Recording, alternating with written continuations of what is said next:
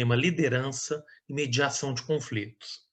Então, meu nome é Cleiton Lima Melo, eu sou professor universitário, tenho doutorado em enfermagem, atuo como docente na PUC Minas e na Universidade Unicor, na cidade de Belo Horizonte, Minas Gerais. Sou enfermeiro, né, servidor público municipal do Hospital Metropolitano Odilon Berens, na cidade de Belo Horizonte, Minas Gerais. Estou como conselheiro do Conselho Regional de Enfermagem na gestão atual, no período de 2021 a 2023.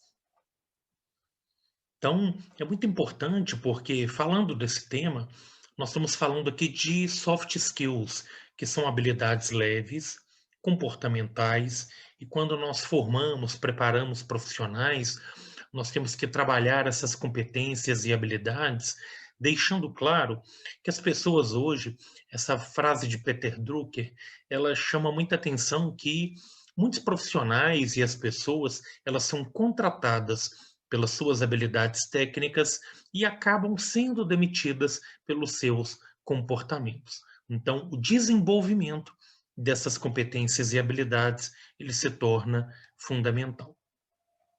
No intuito aqui de esclarecer esses termos do que seriam soft skills, que são habilidades leves, e hard skills, que são essas habilidades duras, né, pesadas, eu poderia citar como essas habilidades técnicas duras, como o conhecimento na operação de máquinas e ferramentas, o conhecimento em idioma ou língua estrangeira, habilidades adquiridas em cursos e treinamentos, assim como graduação, mestrado e doutorado.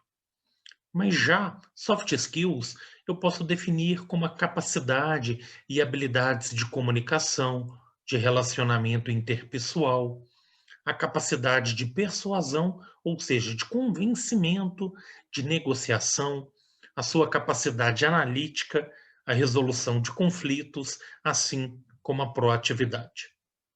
Então, discutindo inicialmente o que seriam, né, e como nós abordaremos aqui a gestão de conflito, o conflito, na verdade, ele é uma profunda falta de entendimento entre duas ou mais partes, um choque, um enfrentamento, uma discussão acalorada e uma altercação. Então, nós chamamos a atenção que o conflito, na verdade, ele é a ponta do iceberg sobre uma série de situações que estão muitas vezes ocultas por parte dos envolvidos em relação a crenças, a opinião individual, a regras sociais, a experiência de trabalho, responsabilidades, cultura e até mesmo diferentes formações.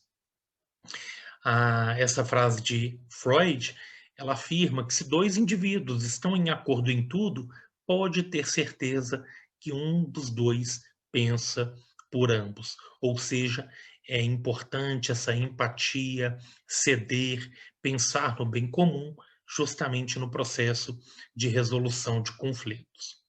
E temos que pensar muito isso hoje no ambiente corporativo, em qualquer ambiente de trabalho, né? Seja dele intra-hospitalar, dentro do próprio conselho, né? Quando nós capacitamos, pensamos em pessoas, né, para ambientes coletivos de trabalho, nós temos que identificar líderes negativos, aquelas pessoas que são tóxicas, que muito mais criticam e não propõem soluções.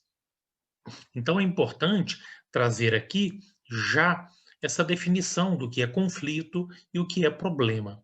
Conflitos são dois pontos de vista diferentes em uma mesma situação. A resolução, então, qual é? Chegar a um acordo entre as partes. E o problema, ele é uma questão ou circunstância cuja resolução é muito difícil ou que no momento não apresenta solução. E qual é a resolução para um problema? Estabelecer uma meta, aonde eu quero chegar, traçar prioridades e um plano de ação.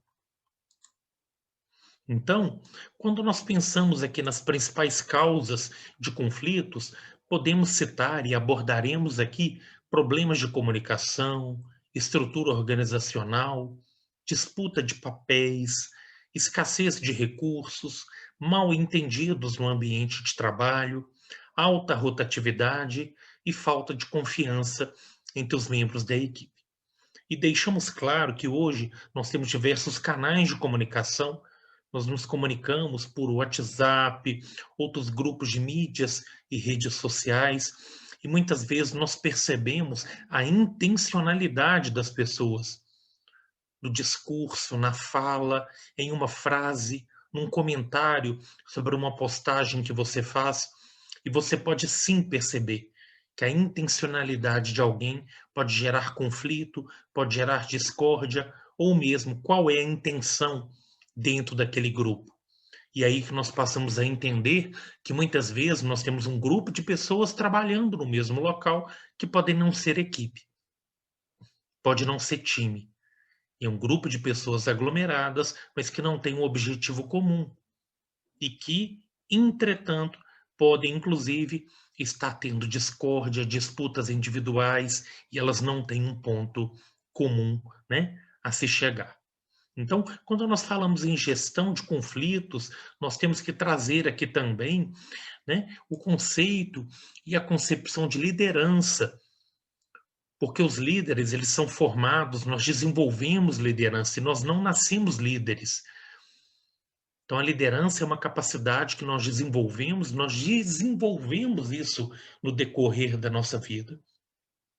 Precisamos de uma concepção, de um perfil e de formação para ser líder, transformando também conflitos em algo bom. E como é que eu posso fazer isso?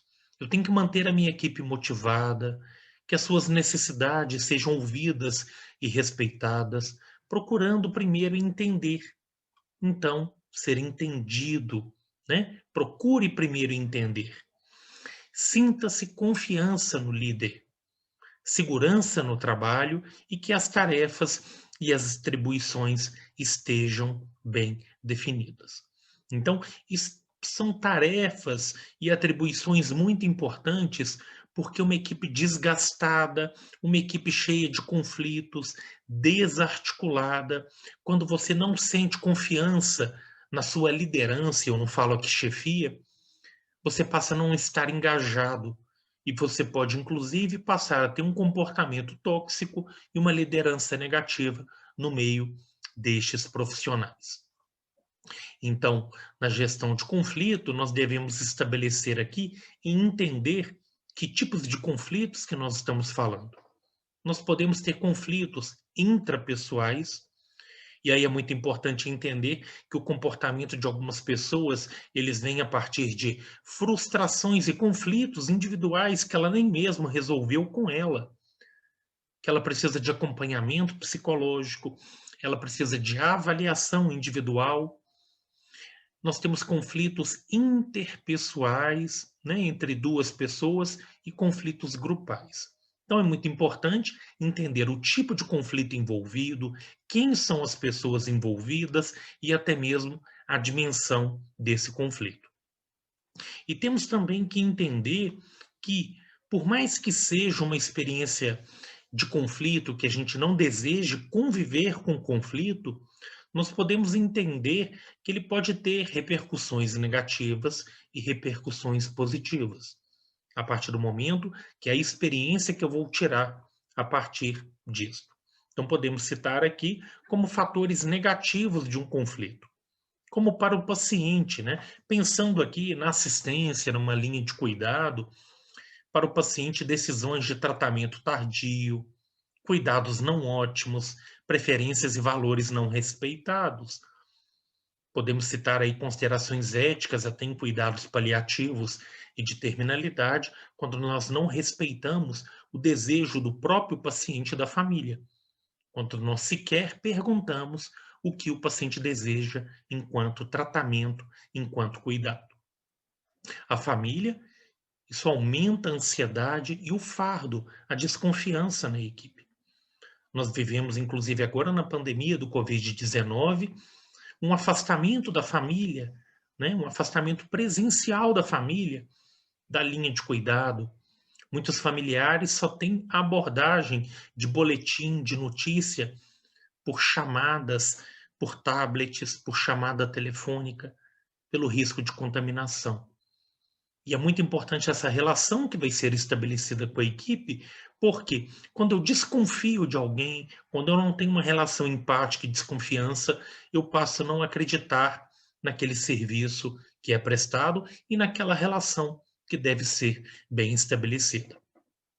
Quando eu tenho conflitos envolvendo a equipe de trabalho, isso pode estar ligado e gerar também burnout, que é uma síndrome de sofrimento, de esgotamento profissional, que ela está ligada a vários fatores, a falta de reconhecimento, a estresse físico, a fatores como falta de estrutura, de apoio e principalmente uma falta de identificação com aquilo que você faz. O sofrimento moral, a perda de energia e motivação, a baixa produtividade e a sensação, então, de não pertencer àquele grupo, àquela instituição e àquela proposta de trabalho. Então, é muito importante o diagnóstico, o reconhecimento do que acontece.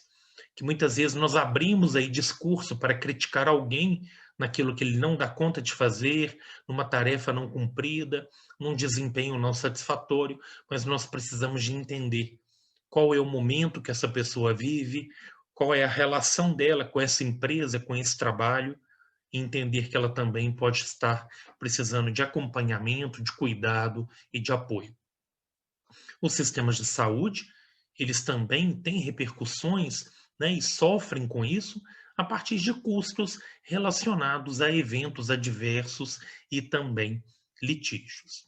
E quando nós pensamos aqui em conflitos, em que situação positiva isso pode gerar individualmente ou para um grupo, é a oportunidade de identificar gaps ou lacunas nessa tríade de estrutura, processo, resultado, ou seja, identificar problemas estruturais, problemas de processo e até mesmo de indicadores que eu não acompanho, eu não monitoro para acompanhar os resultados de todo esse processo de gestão. Isso gera novas ideias, eu posso identificar lacunas e até mesmo falta de ferramentas que eu tenho para prevenir e corrigir problemas identificados. Estimula a criatividade e otimiza o trabalho em equipe. Então, quando nós falamos aqui de fundamentos, de estratégias de resolução de conflitos, ao utilizar uma estratégia de resolução de conflito, o gestor ele deve seguir alguns princípios que a literatura nos recomenda, que inclusive fazem parte de um líder, como ser imparcial, apresentar conhecimento da situação, cuidado com pré-julgamentos. Então, a escutativa ela é necessária e entender a situação, a ambiência desse local de trabalho, desse local de cuidado. Por isso que eu tenho que fazer uma avaliação e um diagnóstico situacional. Ter credibilidade, isso aqui é muito importante, até mesmo da tua postura e do exemplo que você dá para os profissionais que trabalham com você, ser leal e flexível, ter clareza na linguagem. Nós falaremos isso aqui, porque muitas vezes, quando eu não me comunico bem, eu posso ser mal interpretado, julgado, e muito cuidado com as palavras, principalmente que eu posso estar utilizando de uma comunicação violenta, inquisitiva, muito mais mandando do que pedindo. E às vezes eu posso não estar percebendo que a minha comunicação é agressiva e que fere as pessoas. E por isso que muitos podem estar se afastando do convívio e é importante que eu até dê abertura para o feedback das pessoas da forma como eu me relaciono com as mesmas. Apresentar confidencialidade, né? É muito importante que o líder seja aquela pessoa que um colaborador tenha liberdade de se aproximar, de compartilhar um sentimento, uma necessidade e pedir apoio, e uma escuta qualificada, uma escuta profissional. Muitas vezes eu não consigo resolver o problema daquele colaborador, daquela pessoa, mas eu tenho sim que tentar procurar soluções e até encaminhamento para quem possa me auxiliar naquele caso. Então, sem querer fazer um aprofundamento em mapa estratégico, em matriz estratégica, quando eu analiso aqui um grupo, um time de trabalho, Eu tenho que entender que nessa gestão de conflitos, eu posso, com determinada pessoa, grupo, perder, ganhar, ou sempre ganhar de ambos os lados, ou só perder. Então eu tenho que entender que neste processo ele depende de vários fatores. Algumas pessoas geram conflitos e quando você a procura para resolver o conflito, ela foge da conversa, ela foge da discussão, ela não dá importância para o relacionamento, ela não consegue escutar, negociar. Então, quanto mais eu tenho relacionamento interpessoal, empatia, eu me aproprio dos fatores condicionantes e causais daquele conflito, e eu dou importância para o relacionamento, a interação, eu caminho para o que nós chamamos de colaboração, que é uma estratégia integrativa de cooperar, de conciliar e tentar fazer com que as pessoas ganhem com isso. Ou seja, uma prática em que eu tenha ganho de ambas as partes, crescendo mesmo na dificuldade. Trago aqui para vocês um vídeo que ele chama Pride e que, na verdade, ele traz, é um vídeo postado no YouTube, em que ele aponta que nós não precisamos derrubar ninguém para conseguir aquilo que nós desejamos. E na área da saúde, nós sabemos que nós trabalhamos num ambiente extremamente competitivo, um ambiente que, dependendo da liderança, nós temos um ambiente hostil, um ambiente de pouca cooperação, e muitas vezes nós precisamos de pessoas que cooperem, que mostrem o caminho e que não sejam violentas, até mesmo na sua postura corporal e na sua forma de comunicação. Vamos ver aqui este vídeo.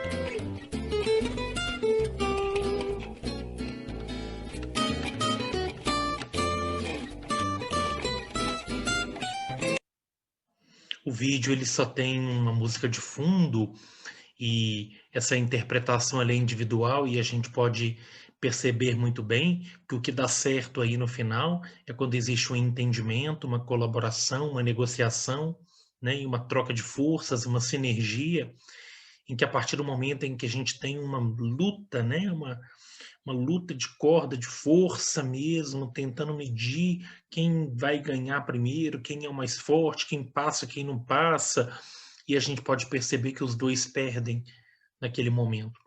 E como que a gente percebe que nos ambientes de trabalho hoje isso é comum? Em qualquer ambiente corporativo isso é comum. Porque a gente trabalha com pessoas com formações diferentes, criações diferentes e educação de uma forma muito diferente. E como que conviver com o ser humano não é tão fácil assim. Então, algumas pessoas, a gente sim tem que mostrá-las o caminho, primeiro de serem educadas, primeiro de conversar, primeiro de educar, para que elas entendam de que a gente pode chegar conversando, escutando e negociando em um caminho que pode ser um pouco melhor para todos. Então, falando aqui em uma habilidade que é muito importante para líderes, para gestores e para qualquer profissional, a habilidade da comunicação. Hoje, nós temos aí como causa de conflitos assimetrias de comunicação, ruídos, falsas informações, gaps, falta de informação adequada. E não é à toa que hoje nós temos treinamento de profissionais de saúde, e a minha área de atuação assistencial é a área de terapia intensiva e de emergência. E há muitos anos nós já temos clareza sobre isso, de que nós temos que aprender muito com a equipe da aviação, equipe militar. Nós já usamos ferramentas de comunicação, como o próprio SBAR, que é derivado do ambiente militar, de forma adaptada, para a gente entender que eu tenho que comunicar de forma clara, eu tenho que ter comandos e que às vezes falar pouco, falar no momento certo e fazer-se entendido pelo outro, ele é fundamental. Ter um plano, ter uma rota, ter um direcionamento. E é por isso que a taxa de incidentes, né? Esse avião, muitas vezes, ele é um ambiente muito seguro, principalmente pelo planejamento, pelo checklist e pela comunicação padronizada neste tipo de ambiente. Então, hoje nós sabemos que, como meta de segurança, a comunicação eficiente, ela não é tão simples de ser cumprida, não é um protocolo que faz com que ela se estabeleça. Eu preciso do envolvimento, engajamento e a capacitação das pessoas, para que elas se comuniquem de uma forma melhor. E, de início, para você entender que se comunicar bem, você já tem que entender que as pessoas se comunicam de forma diferenciada, pela formação, pelo entendimento. E a tarefa maior é se fazer bem entendido, fazer com que o outro entenda o que você deseja e a mensagem que você enviou.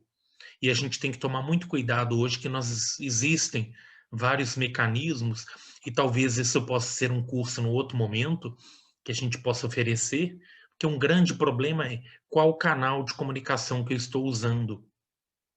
Hoje eu tenho e-mail, hoje eu tenho reunião, hoje eu tenho WhatsApp, eu tenho vários, eu tenho conversas, diálogos pessoais. E a gente está numa era em que muitas pessoas utilizam mecanismos de comunicação que não são ideais. E às vezes ela não tem a resposta adequada, primeiro porque a mensagem dela não foi recebida, ou mesmo porque ela escolhe a ferramenta de comunicação que ela deseja sem negociar. Muitas reuniões poderiam deixar de ser feitas e poupar tempo de todos se a gente tivesse alinhado aquela informação no e-mail, feito uma imersão naquele conteúdo e poupado numa reunião breve de alinhamento. Então, nós temos que rever muito isso. Todo o processo de comunicação ele envolve alguém que emite uma mensagem e alguém que recebe. Mas isso não é tão simples, seja num e-mail, num WhatsApp, numa conversa, numa reunião. Quantas falhas e ruídos de comunicação existem simplesmente porque a pessoa não compreendeu o que você falou, você emitiu uma mensagem e ela não compreende o que você fala, ou pelo termo que você usa, pela forma utilizada, e é muito importante pedir o feedback, que a gente separe até mesmo um tempo numa reunião, um tempo num treinamento, para certificar, que é o que nós chamamos de checkback ou readback, que é a comunicação em alça, para você certificar se as pessoas realmente compreenderam aquilo que você fala. Eu sempre digo isso em muitas palestras, em que as pessoas têm dificuldade de separar um tempo, seja numa aula, seja num treinamento, numa reunião, de fazer um fechamento e de perguntar: vamos lá, o que que realmente nós alinhamos aqui? O que que você realmente entendeu do que eu coloquei como preocupação ou como prioridade de trabalho? E muitas vezes eu só emito uma fala, presumo que todos compreenderam, e às vezes a pessoa te escuta, ela fisicamente manifesta que te ouve, mas ela pode não te compreender e nem absorver a informação que você deseja passar. Então é muito importante que nós precisamos aí, na gestão de conflito, na liderança, trabalhar com habilidade de comunicação. Nós precisamos de formar as pessoas para isso, dar treinamentos teóricos, fazer cursos hands-on, com práticas, com oficinas. E eu falo porque eu trabalho com isso há muitos anos, eu mesmo tento me desenvolver de uma melhor forma para isso, e não é uma tarefa fácil, porque se comunicar bem não é só falar bem. Se comunicar bem é principalmente também escutar, negociar e ser assertivo. Nós hoje temos muito pouco tempo, então a gente tem que saber usar as palavras adequadas no momento adequado, ir direto ao ponto. E esse é um problema do brasileiro. Ele muitas vezes, seja numa reunião, num evento, numa conversa telefônica, às vezes ele dá muita volta para tentar falar o que ele realmente precisa. E as pessoas confundem assertividade, clareza, com grosseria. E muitas vezes a pessoa não está sendo grosseira. Ela só está sendo pontual e direcionada àquilo que ela realmente quer. Então, o que a gente precisa é realmente ter alinhamento da comunicação interna, da comunicação institucional, do padrão de comunicação que eu desejo entre o grupo e a instituição. Cito aqui como referência já e utilizo a leitura dos livros do Simon Hill, e eu gosto porque ele fala de um métodos aqui para lidar com problemas de comunicação, sem aprofundar, porque isso seria um motivo de uma outra oficina e um treinamento, em que nós temos que perceber o outro, encorajar o outro, principalmente a dar e receber feedback. Muitas pessoas estão insatisfeitas e elas não manifestam, elas não compartilham e elas vão criando uma insatisfação crônica com perda na qualidade do trabalho. Eu tenho que ser assertivo, claro, deixar explícito para as pessoas o que me preocupa e também trazer tentativa de soluções para esses problemas, não só aprontar problemas, mas também fazendo parte de um grupo apontar possíveis caminhos. E eu, como líder, principalmente na gestão de grupo, de times, eu tenho que ser, né, um bom negociador, eu tenho que saber harmonizar conflitos, não ser um líder tóxico, aquela pessoa que todos têm medo de falar, medo de serem punidos, e tá aí uma capacidade que a gente tem que desenvolver e que ela não é tão simples, que é a persuasão, que é a capacidade de convencer as pessoas, principalmente a fazer aquilo que elas precisam acreditar.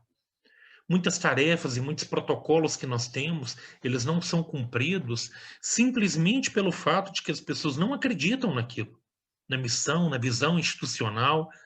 Então, talvez o primeiro alinhamento tem que ser você deixar claro o papel, a função de cada colaborador e o alinhamento da contribuição que você espera de cada um. E falar de trabalho em equipe, ele também é outra tarefa, que muitos conflitos que nós temos, ele é por falta de colaboração. Nós usamos muito aqui, né, o termo equipe de trabalho, equipe de enfermagem, mas em grande parte desses ambientes, a minha equipe aqui no comitê, a equipe na comissão, aquilo não é uma equipe. Aquilo é um agrupamento de pessoas, cada um com divergências, opiniões que nem manifestam, E é por isso que aquele trabalho não rende, ele não flui, que elas não têm nem a liberdade entre elas de envolvimento, de relacionamento e de abertura para falar o que realmente importa. Então, um relacionamento saudável, hoje nós discutimos muito em treinamentos sobre a importância de desenvolver a sinergia. E a sinergia é uma evolução do trabalho em equipe, porque sinergia eu tenho que ter uma interface entre o que eu desejo, os outros desejam, o que a empresa espera de mim. Então a sinergia, ela acontece quando há equilíbrio nesse tipo de relacionamento, com os outros, com você e com a empresa. E está aí, eu volto naquela fala de que muitas pessoas são demitidas por comportamento e elas são contratadas por conhecimento. Elas são contratadas, às vezes, numa entrevista que não tem como ela demonstrar o seu perfil, o seu desenvolvimento, mas a longo prazo é muito difícil ela manter um comportamento que ela não tem, que não é intrínseco dela.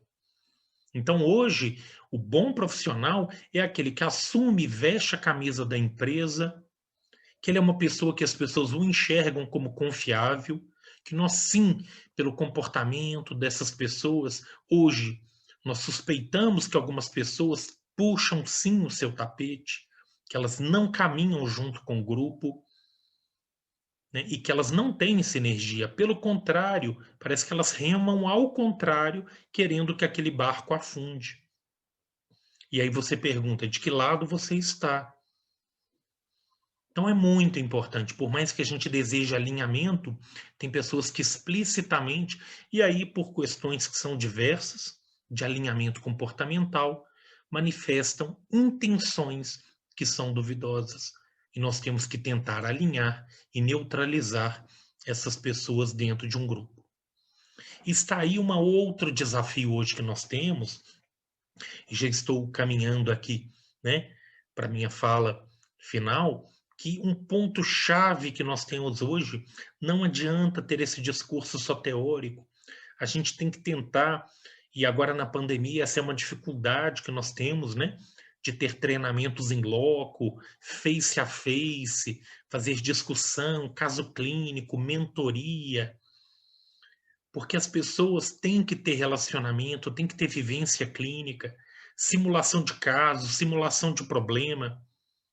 E está aí uma proposta em que a gente espera, né, num futuro próximo, em que a gente possa reunir presencialmente em grupos, em que a gente possa treinar o número maior de colaboradores, porque a maior parte das publicações elas chamam a atenção da importância do treinamento e da educação interprofissional na melhoria do cuidado que é entregue, na melhoria do serviço prestado.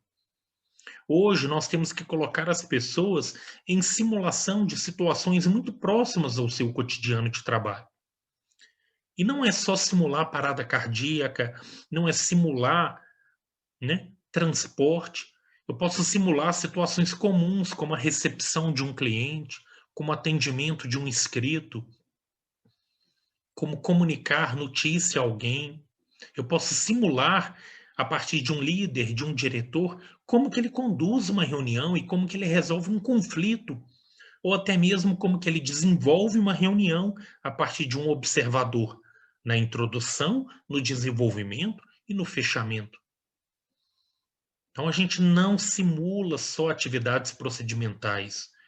E nós temos que trabalhar muito mais isso e entender que existem ferramentas de comunicação, como feedback, o debriefing e outros instrumentos que a gente tem que tentar trabalhar para dar um feedback para as pessoas, para que elas possam reconhecer falhas, reconhecer fragilidades e que tenham caminho e ferramentas que elas possam reconhecer na busca da melhoria de desempenho.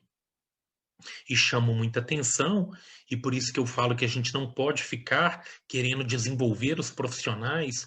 Muitas vezes a imersão teórica é importante, só que a gente tem que ter um planejamento, né, e uma estruturação de módulos práticos, de módulos em hands-on, que nós falamos que é uma tendência agora de treinamento, e capacitação de equipe, porque hoje nós temos comprovação científica de que temos que ter um cone de aprendizagem ativo, que quando eu coloco as pessoas para fazer simulação, que aqui é a base da pirâmide, que é fazer, aplicar o conhecimento, simular uma experiência real, elas conseguem reter 90% do que elas falam e fazem. Diferente do que quando eu só emito uma palestra, falo algo, ela é um momento importante. Só que eu tenho que estimular as pessoas que elas coloquem dúvidas, levá-las ao aprendizado, seja à beira-leito, ao aprendizado dentro do escritório, dentro da prática coletiva numa comissão de ensino, uma comissão de ética. Eu tenho que trazer as pessoas à realidade do cotidiano e até dar liberdade para que elas coloquem dúvidas que podem para ela ser simples, para o outro é complexo, mas é a dúvida que ela tem. E eu respeito a dúvida de cada um, porque muitos erros que nós temos em processos éticos, administrativos, eles vêm de falta de conhecimento, de falta de domínio, ou mesmo aquela falta de cultura de segurança que eu tenho em qualquer serviço da pessoa não ter liberdade de perguntar, não reconhecer o erro e não saber pedir ajuda. Então, finalizando aqui a minha fala, e espero que eu esteja sendo claro para vocês e me fazendo entendido, eu deixo claro aqui os pilares da gestão de conflitos, né? Que talvez o primeiro e o maior pilar é o fortalecimento da liderança, com a qualificação profissional, relações horizontais. Eu entendo sim que eu tenho diretores, presidentes, chefia, diretoria, superintendência, mas eu tenho que estabelecer relações horizontais, respeitando direitos e deveres, e não estabelecer essa relação de medo, de culpa, em que as pessoas deixam, inclusive, de corrigir o outro por medo de punição. Isso é muito importante a gente ter essa liberdade de construção coletiva. Entender aí no desenvolvimento contínuo de competências e a partir da tendência, da mudança de necessidade que a gente tem de trabalho naquela unidade, para aquele perfil de profissionais e criar, principalmente a partir de fragilidades, um espaço de reflexão. Como eu apontei para vocês, a comunicação ela é um outro pilar. Já dizia aquele ditado, quem não se comunica se estrumbica, isso é muito verdade. Criar espaços não só para falar, mas para escuta, criar reuniões e saber quando e por quanto tempo realizar reuniões, que nós também temos que entender que reuniões em excesso são tóxicas. E eu tenho vários canais de comunicação. Eu tenho e-mail, eu tenho WhatsApp, eu tenho mensagem, eu tenho ofícios. Eu tenho que saber usar esses diversos canais para aplicar para que canal a disseminação daquela informação é ideal, mas também certificar se essa comunicação foi bem entendida e recebida pelo receptor. E o trabalho em equipe. Como eu falei com vocês da sinergia, que é responsabilizar as pessoas pelo seu trabalho. A gente não pode, num ambiente corporativo, que as pessoas entendam que o trabalho dela é um favor. Ele não é um favor. As pessoas têm que entenderem que é um trabalho colaborativo, à disposição, sujeitos com capacidade de análise e intervenção e de esforço coletivo. Então, tá aí sugestões que nós colocamos, diretrizes, pontos de reflexão, justamente para que a gente possa pensar em liderança, em trabalho em equipe, em comunicação e em gestão de conflitos. E a gente pode aplicar isso não só no nosso ambiente de trabalho, a gente aplica isso na nossa vida pessoal, na nossa vida familiar, e ninguém é perfeito. A gente vai caminhando e tentando melhorar, porque isso é um exercício diário. Talvez para mim, essa é uma reflexão diária, que a gente não busca a perfeição, a gente tenta buscar uma melhoria de desempenho. E talvez esse é o recado que eu deixo para vocês.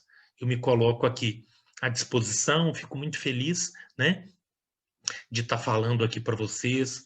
Espero que eh, essa aula, né, essa palestra atinja muitas pessoas, possa ser foco de treinamentos, de sensibilizações, e me coloco desde já à disposição de todos vocês para consultas, consultorias, né, dentro do próprio conselho, o que eu puder colaborar com vocês.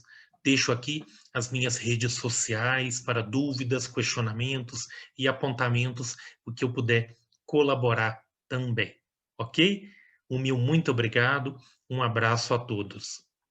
Até mais.